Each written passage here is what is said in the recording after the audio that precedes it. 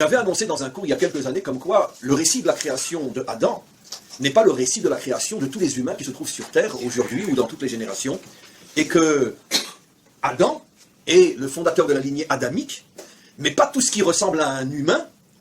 est un homme, vient de la lignée adamique, et il y a, entre la lignée adamique, dont j'espère que nous faisons partie, et les animaux, il y a des créatures intermédiaires qui n'ont rien à voir avec Adam,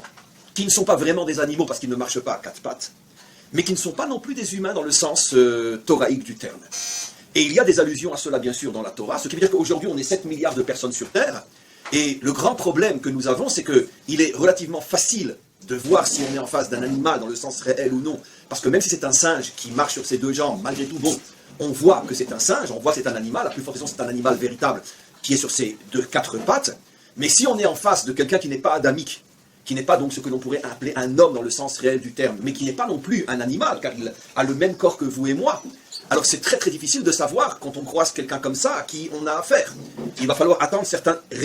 dévoilements, certaines révélations, justement dont parle la Parshat Noach, pour savoir en face de qui on se trouve, et on va avancer doucement. Ce qui veut dire que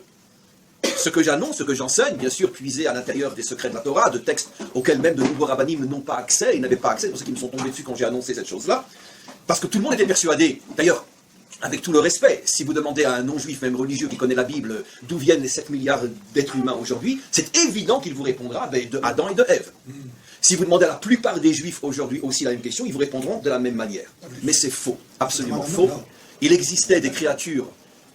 à forme humaine avant Adam. Adam n'est apparu qu'il y a seulement 5778 ans.